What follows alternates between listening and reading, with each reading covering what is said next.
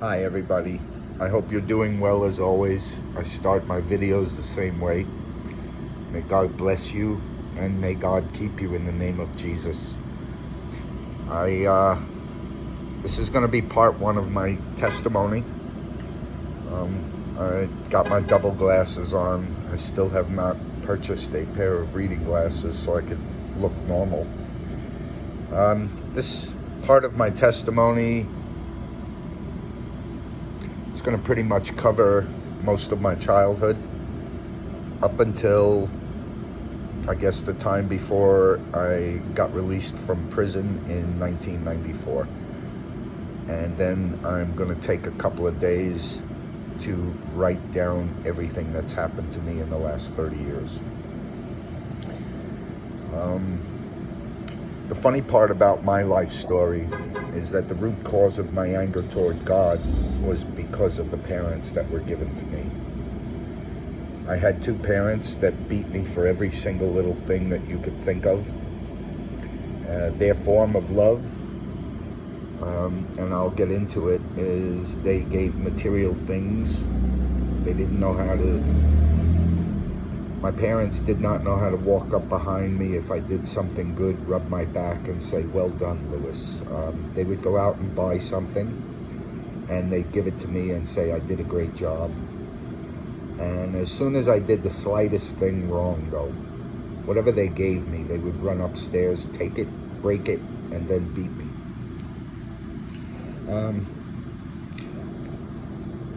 Back in elementary school and as late as junior high, I was an absolutely straight-A student. I was quite intelligent, and I had a lot of athletic interests. I enjoyed sports. For me, it was an outlet, and I think it was because of my home life. It was bad, man.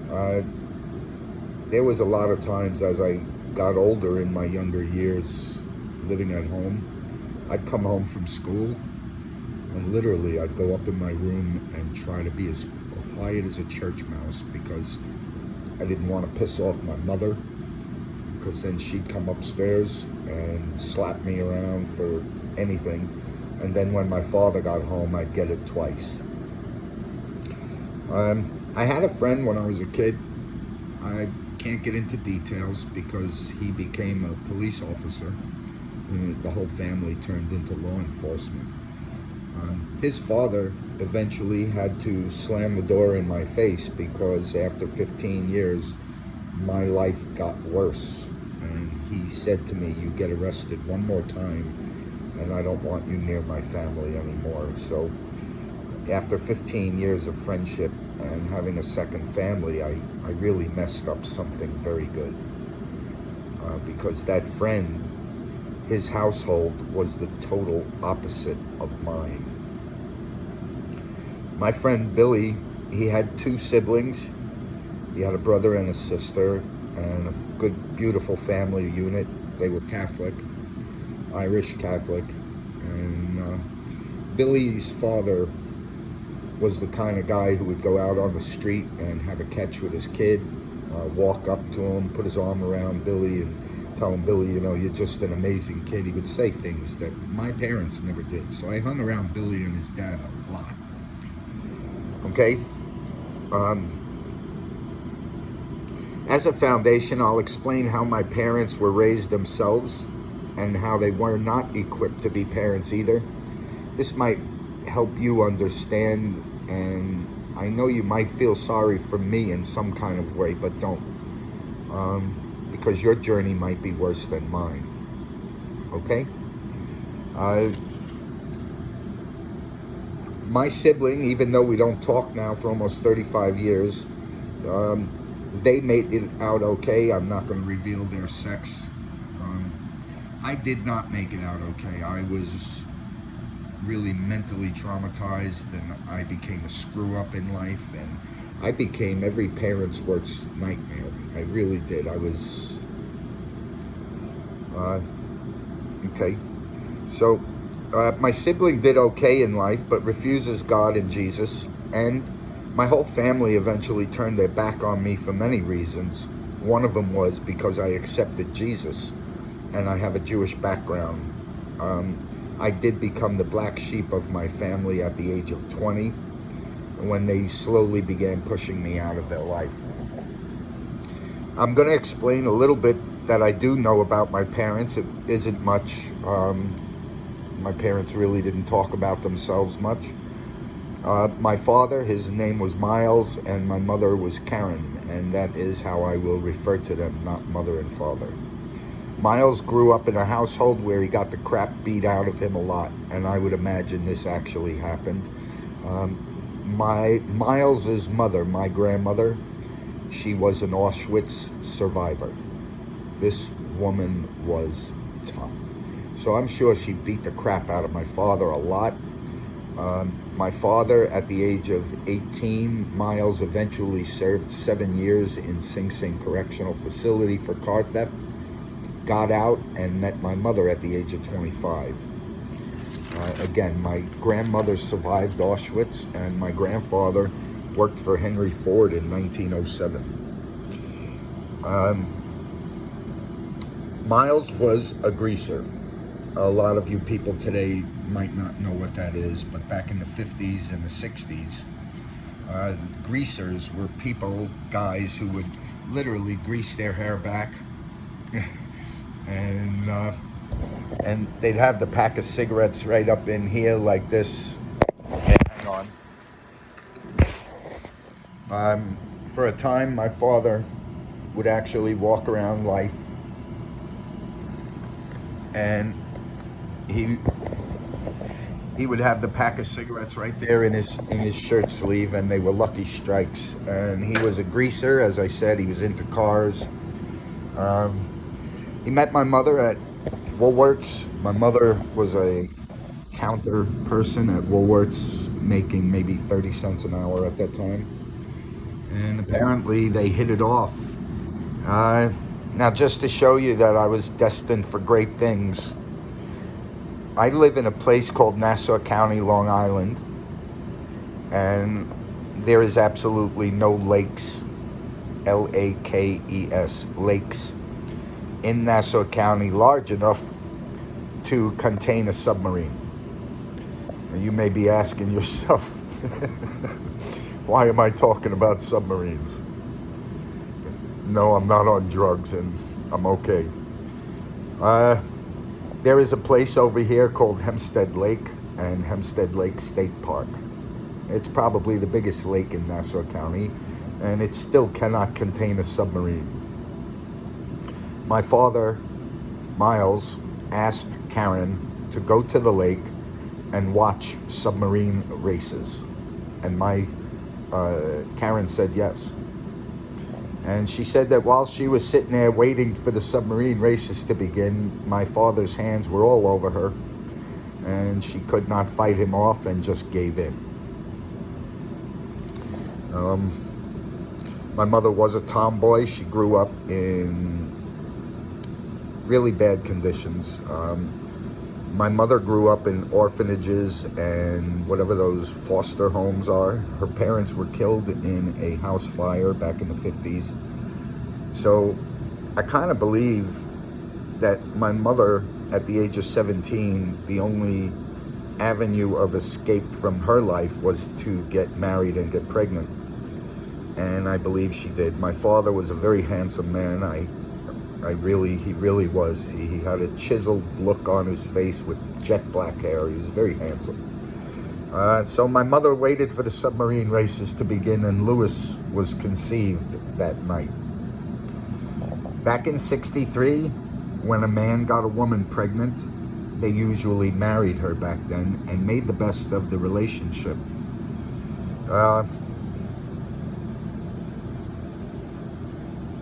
My father was Jewish, as I said, and Karen was not. So she had to convert in order to marry my father because of my grandmother. My grandmother demanded that Karen convert to Judaism in order to marry my biological father. So she did, and that's when my nightmare began. They really had no education. My father cheated on my mother the very first night they were married. Up until the day he was divorced from them at the age of 13, my father cheated on Karen every chance he got. My mother turned out to be a workaholic.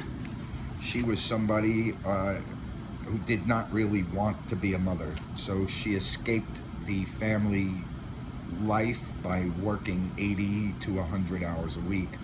And at that time in her life, I think they got paid $1.35 an hour. So my mother used to work 100-hour work weeks, man, for like $120 back then. She wanted nothing to do with raising us. We were too much of a problem.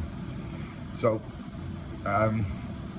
when I was old enough as a kid, my mother told me that at the age of 6 months, Miles was changing my diaper and I started peeing in his face and he slapped me. So I know I was destined for failure. At the age of 4, my sibling and I were watching Sesame Street. One of the TV characters was reciting the alphabet. And me and my sibling kept getting the last 6 letters wrong. Every time that we got it wrong, my father would make us go over to the bed, bend over the edge of the bed, pull our pants down, and hit us with the belt buckle, not the belt buckle, the belt strap, twice. My parents were the kind of human beings where they would not correct you. They would beat you until you figured it out one way or another, even if it was a lucky guess. Okay? From the ages of 3 to 7, I didn't have too many complaints. I started getting hit with the belt at around age 4, though. At age 7, we moved into a new home, and I got the beating of my life. That was with the erector set. I told you about that in a previous video, and that is the beginning of my anger. I got the tar beat out of me that day, and I was bloodied up and cut, and I screamed out to God. And my father just kept on beating the crap out of me with that erector set. I was bullied in school for many, many years. We were the second Jewish family to move into this neighborhood. As I said, we got this house because my Karen's sister died, and we got the house for 27 grand. So my mother was happy to be a homeowner. She didn't care where we moved, and I faced the brunt of all the crap from the kids in the neighborhood. I literally had to fight every day out of school. They used to literally hurt me, beat me up, send me home with black eyes, bloody noses. So my father, he got fed up with it because he was also a man's man. It turned out later on in life, I found out my father was really a punk. Every time I used to get beat as a kid from, a fist fight in the neighborhood, I'd go home, lick my wounds. My father would beat my ass for me losing the fight. It was that kind of a life. So what my father did one day is, I guess he worked out a deal with a karate school instructor over a transmission. What I didn't say is that my mother actually had to pay to put my father through transmission school so that he would have some sort of trade or career to support the family. My father was a thief, man, and even up until the day he died, he was a thief. I bump into some of the people, even today, 40 years later, and they tell me that my father was a thief at every opportunity. But he worked out a deal with a karate school instructor, and from the age of 8 through 11, I went about 14 hours a week, man. I used to go to 6 karate classes a week and 4 judo classes every week. Within 3 years, I had a blue belt in judo and a black belt in Shotokan karate, and I knew how to fight a little bit, man. I still had the fear in me, though, right? I didn't really like violence at a young age. I'll explain that. In 1985, that changed, though. Okay, so I eventually made it to a black belt, and the kids in the neighborhood finally accepted me to some degree. I openly admit also I was a thief from the age of 3 years old on. I learned that my parents did not want to give me money one day, so I took it.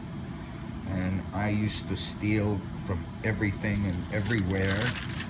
And I'd have a job, but it was easier to steal things. So I wasn't the best kid either. Again, I was a straight A student for a long time, but if I brought home a report card with anything less, that was a reason for Miles to hit me. In second grade, I had a mini bike. I got a bad report card.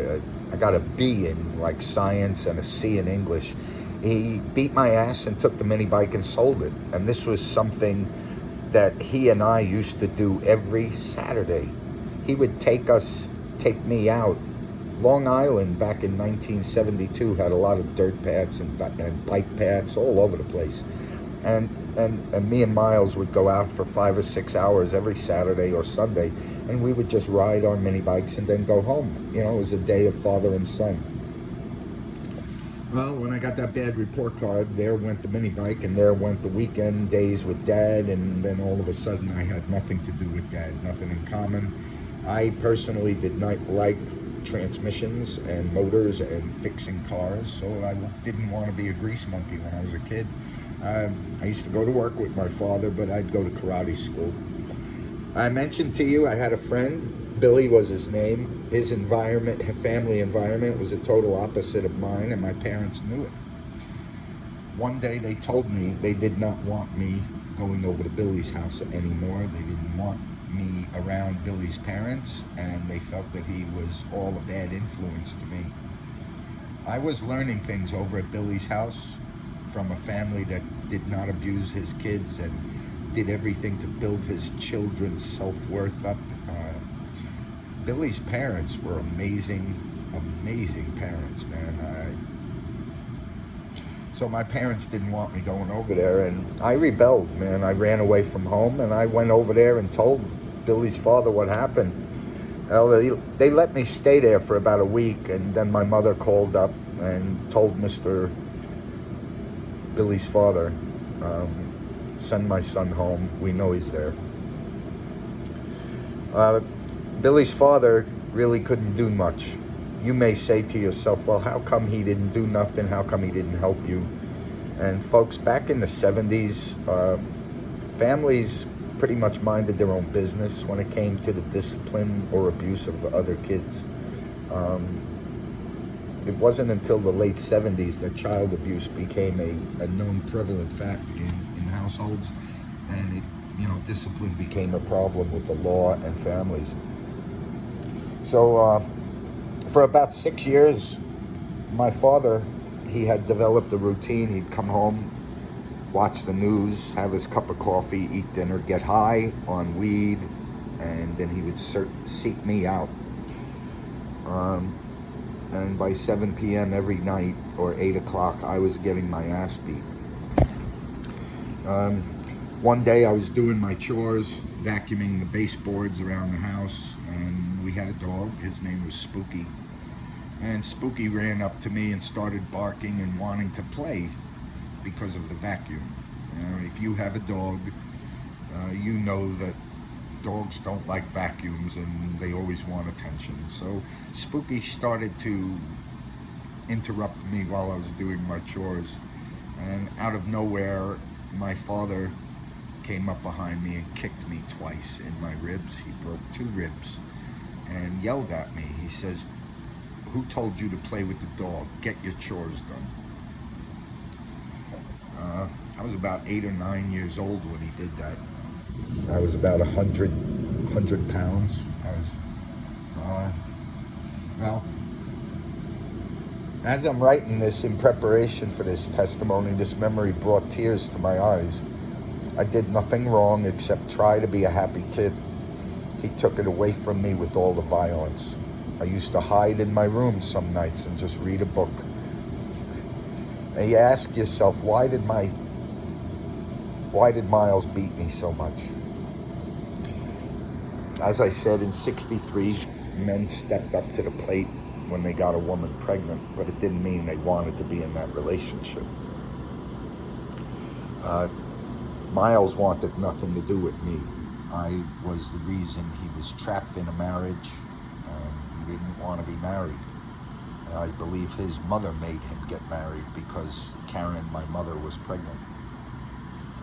So I believe that Miles vented his frustration and anger out at me every time he seen me, because I had a sibling, and my sibling didn't get it as bad as me. They did not get hit 5 times a week. And the other thing that my parents said to me all throughout my childhood is that I was an accident, and I was the reason they got married, and I was a failure, and I was not going to turn out any better than my father. That's what my mother raised me up saying. And my father, he just rejected me at every opportunity. And you know what? It doesn't bring about positive results when your parents kind of reject you and hold you responsible for their anguish. I mean, I didn't ask to be here. At the age of 12, I discovered marijuana. It numbed my body for the beatings that came on average 5 days a week. Same routine every night: news, dinner, some weed, look for Lewis. At the age of 13, I was also a teenage alcoholic. I used to drink every chance I got. I went into school in 10th grade. 10th grade, I was 15. 10 o'clock in the morning, passed out. I went into an alcoholic coma. Had to get rushed to the hospital, and you know, things are what they are. I also did Valiums when I was younger, Quaaludes, pills of all kinds. I said I was a thief. I used to go in people's cars and take everything. And money, drugs, pills.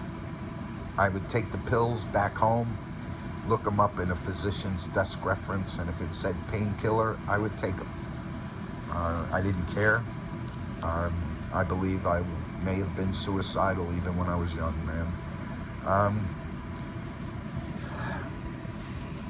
At the age of 8, my parents sent me and my sibling to a Hebrew school. Since I was Jewish by birth, they wanted me to have a Jewish upbringing and learn to have my bar mitzvah, really. And it's kind of weird to have parents that send you to a school that teaches you about God, and then when you go home and you ask your parents about God, they don't want to talk about it. So that created a lot of problems for me as well. Okay, so now I'm going to read off of this thing, and then I'm going to explain something to you. I never made my bar mitzvah as a kid, and it had a cause and effect in my life. It caused me to get my ass beat in a very serious way for 6 months straight when I was 13 years old. As I said, I was Jewish. I had a grandmother who was an Auschwitz survivor. And I would imagine my grandmother had some money, because she was going to give me somewhere between $10,000 and $50,000 for making my bar mitzvah at the age of 13. I went to this Hebrew school for about 5 years. I was 1 week shy of making my bar mitzvah. Yeah, this is something. I don't want you to think the Catholic Church is the only place that this stuff happens. 1 week shy of my bar mitzvah, my rabbi calls me into his office alone, and he says to me, "Lewis, we have to do something to you that was not done correctly at birth, and here's what we got to do." He says, "You have to be re-brissed." Now, a bris, to my knowledge, is another word for to get the foreskin cut off of your penis. I forgot what that's called.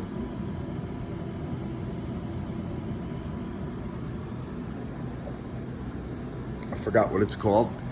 But he said that when it was done to me at birth, There is no record of a rabbi pricking his finger and pricking my penis and touching the two together, and he would have to do that to me before I made my bar mitzvah.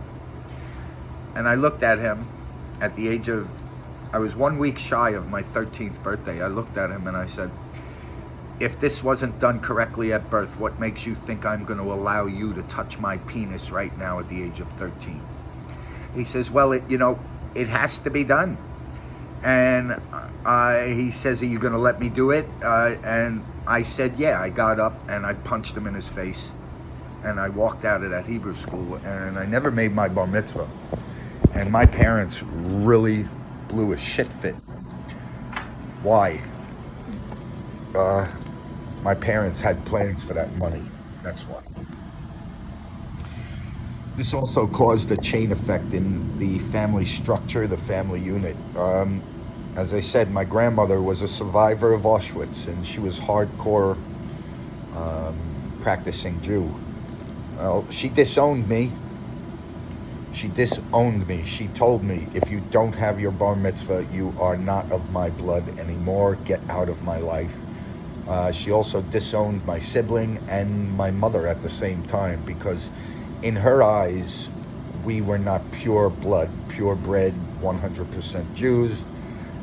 So, my mother also caught an attitude over this as well, maybe because she didn't have much of a family and my father's family provided something, I don't know.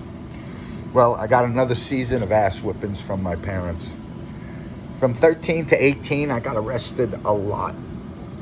My mother did what she could as a single mother on welfare and working. She did everything she could to keep me out of juvenile hall. That's the only thing I'm grateful for. I was probably 110, 125 pounds. I would have gotten raped because I had no violence in me. I didn't like violence because of all that I had experienced in the neighborhood and at home and in school. So juvie hall would have definitely, it would have traumatized me in a major way. So my mother did everything, taking off from work, losing days from work and money to take me to court. I really felt bad for her. Well, I lost. I remember at about age 17, my mother did finally hit her limit with me. I was always getting arrested for stealing. So she stood up in court one day and told the judge, I can't handle him, please take him. So they remanded me and I went to the county jail for the first time. At the age of 17, I almost got raped within the first 2 weeks I was there. I was laying in my bed and a guy jumped on top of me and started dry humping me, and I had to get up and fight him, and I got my ass beat all over the cell because we were locked in the cell together, and but he did leave me alone. Then I remember one day my mother was giving me an ass whipping for something, and I was getting older in life. It was around 17, 18 years old. And like I said, my mother was a tomboy. She knew how to fight. And one day she was beating me all over the house, grabbing my hair, pulling me, punching me. And I told her to stop, and she didn't. Well, she took another swing at me, and I blocked her punch in such a way that I intentionally broke her arm, her wrist. And she had to go to the hospital. And she also told me that day that I was an accident and I should have never been born. It's a nice thing to say to your son, isn't it? Well, my response to her, and it was said on another occasion as well, I told her, I said, you shouldn't have spread your legs and let a loser have an orgasm inside of you. So now you understand why this woman was angry at me. And the rest of my life speaks for itself. I was told that day to get out of the house, never return, and I was on my own since the age of maybe a month shy of 18. And, I can tell you hundreds of instances where I got the living crap beat out of me by my father and my mother. But why? I told you in the beginning that this was not going to be a pissing contest. I'm just trying to give you an overview that my life on earth was hell as a child. I was always living in fear, and I was always running away. I was always high. I was always drunk. And I'm going to backtrack a little.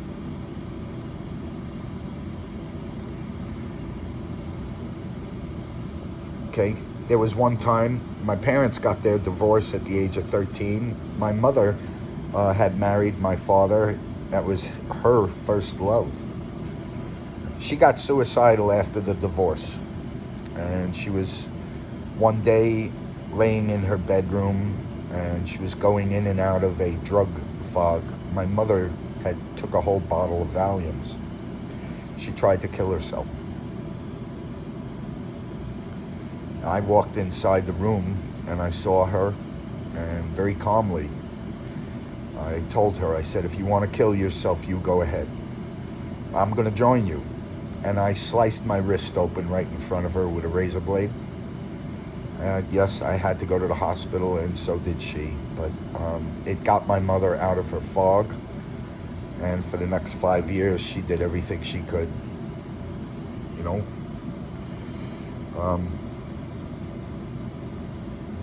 The other thing that my mother, I could never understand is everything that I ever did wrong in life, whether I failed at a test in school, got into a fight with somebody, got fired from a job, mowing a lawn in the neighborhood for money, and I lost that account.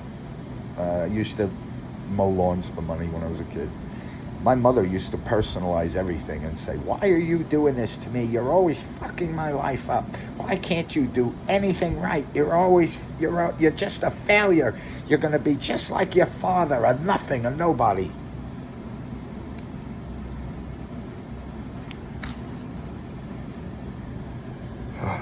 Well, during my first few years of going to jail, I hated fighting and violence due to everything I experienced.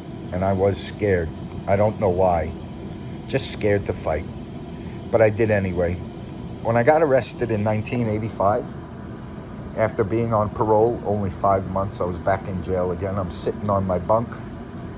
And as always, man, when you go to the county jail, there's always some idiot who wants to come up and test you. Well, folks, in 1985, I got arrested and my head snapped. When I tell you that my head snapped, I enjoyed fighting. And the problem is that I had a black belt in martial arts, and I had about 15 years experience street fighting and losing. But now all of a sudden something snapped in my head. And well, truth of the matter is I fell in love with violence. And I started walking around with a chip on my shoulder. And I am that cocky kind of person. I have no fear. I have been beat up so much in life that I'm not afraid of getting punched in the face. I have absolutely no fear of it. I know that if somebody hits me in my face, it's not going to hurt for another 3 days. Truth. As I got older and literally grew up in prison, I had many fights, survived many prison riots, helped a lot of people, and wanted to get out again. I got used to people stabbing each other. I saw a few people in prison get raped, even a friend of mine. I had a friend in Sing Sing Correctional Facility in 1986. Biker dude, I won't say his name. Biker dude though, man. Hardcore biker dude. And he didn't run with a pack. He was more of a solo kind of guy. And one day I went up to his cell to see if he was going to come out and play handball with me, which was something we did every day. And there was a sheet over his bars. And I said, yo, dude, what are you doing? And I pulled the sheet aside. He was getting hit in his ass, and he was the one crying. I walked away. I never said another word to him again. Uh, the only reason nobody ever really messed with me in prison is I have a special gift. My mother was a commercial artist and a musician, and my father was very mechanically inclined. I got the best of both worlds. I am an artist. I can draw a face on paper and it looks better than a photograph. I could draw anything my eyes see. So that kept me alive in prison. And yeah, and I could also fix anything in the house too, man. Anything. While in prison, I learned 13 trades. I went to college. I tutored people. I taught them how to read and write. I was practicing in the law library. I was a law clerk. I worked with inmate liaison, inmate grievance. I did everything I could to cause havoc against the administration in prison as long as I was representing an inmate. So I was a troublemaker, and I spent a lot of time in maximum security prisons and in keep lock and in special housing. I lost my virginity at the age of 28 years old to a woman, a married woman who was my pen pal for 10 years. I got locked up 3 weeks later after that, and the DA, the district attorney here in Nassau County, for that felony, they offered me 7 to life.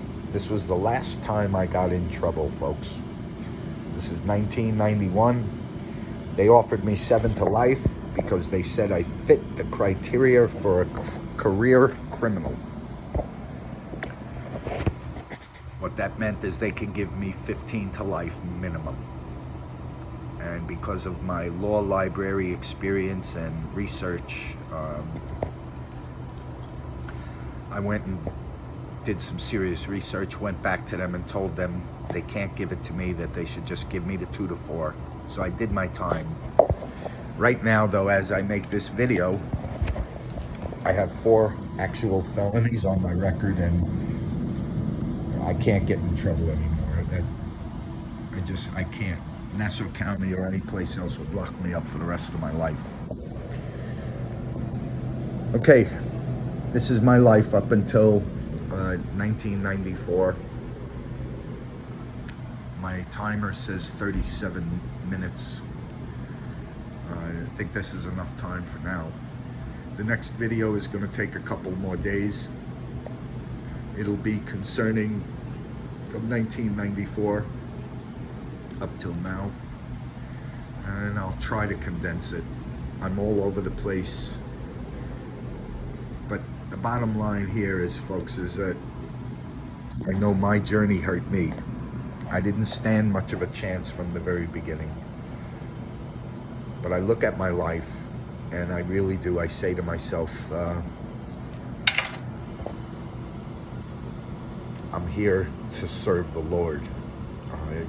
I have a lot of life experience, wisdom, and knowledge, and I've been through hell, and my life is going to get put on display for the world, and that includes me hoping for these miracle healings in my body. I don't want no doctors touching me. I know that your journey is painful, okay? I know that there is a woman, a young girl, and every night she's going to bed wondering why her father comes in her room and forces himself on her and then tells her he loves her. I know that there's a kid starving. I know there's a little boy somewhere, and just like me, his father is beating the crap out of him and just destroying his self-esteem. We can't choose our parents. It's funny how in life you need a permit to do everything, but you don't need a permit to become a parent.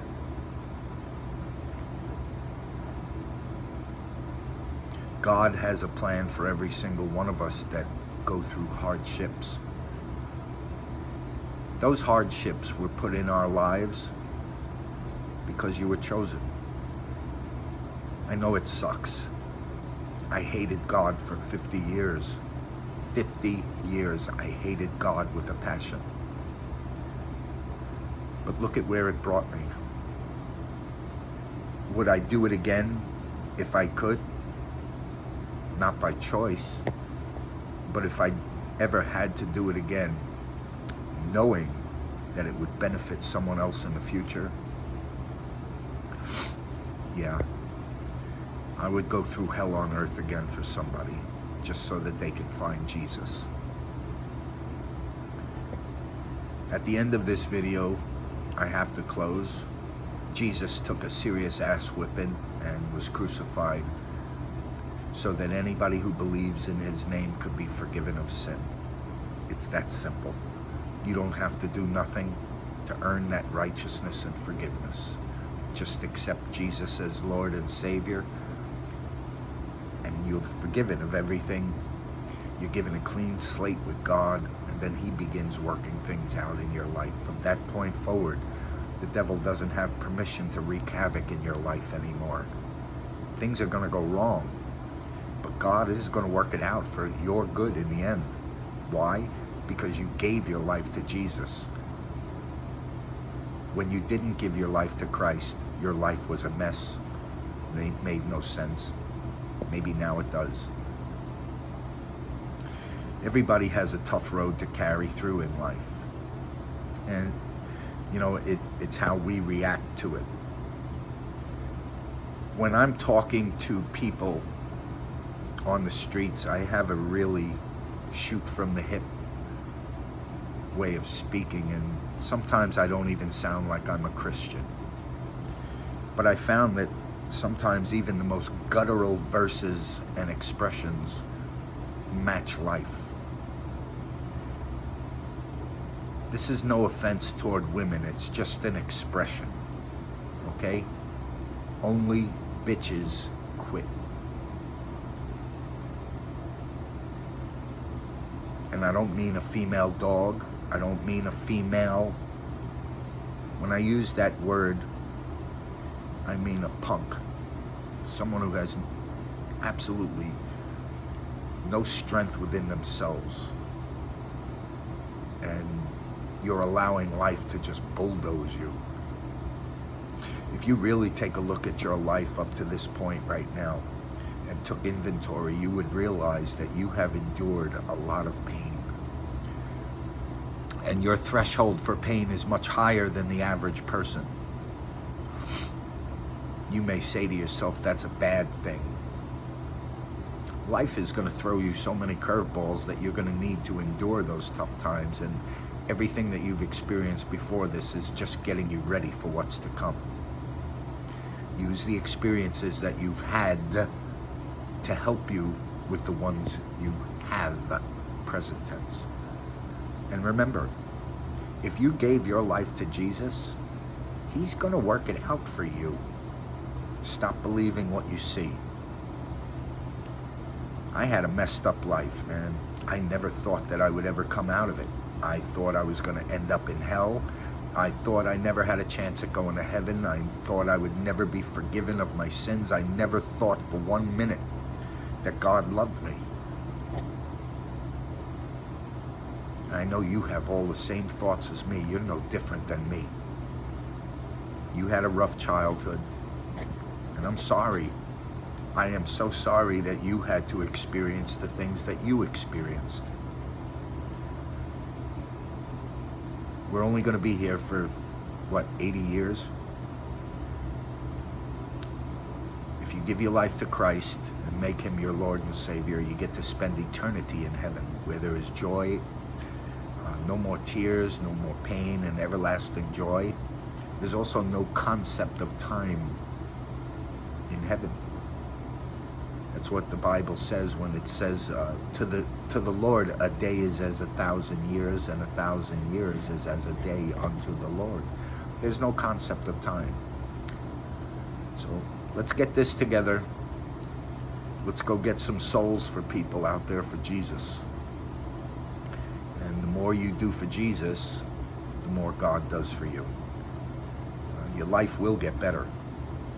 I never thought I would come out of this. I wanted to die 1 year ago. I really did.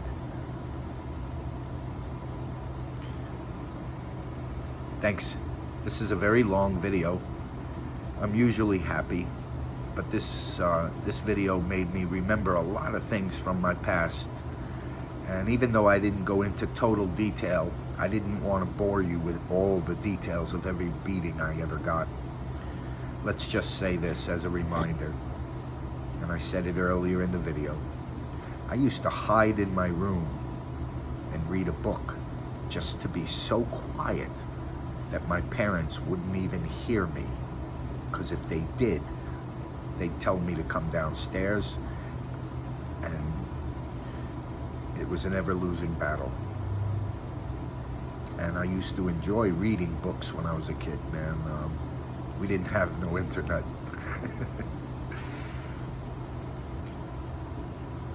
It's a 45-minute long video. I am so sorry. I hope you got something out of it, and if you didn't, I opened up a portion of my life to you. We are all a work in progress. We all have bad beginnings, but God says He has good endings for us. The Bible says that our latter days will be better than our former. I see you in the future, and you look much better than you do today. That's what God promises. He sees you in the future, and you look so much better than you do today. Why?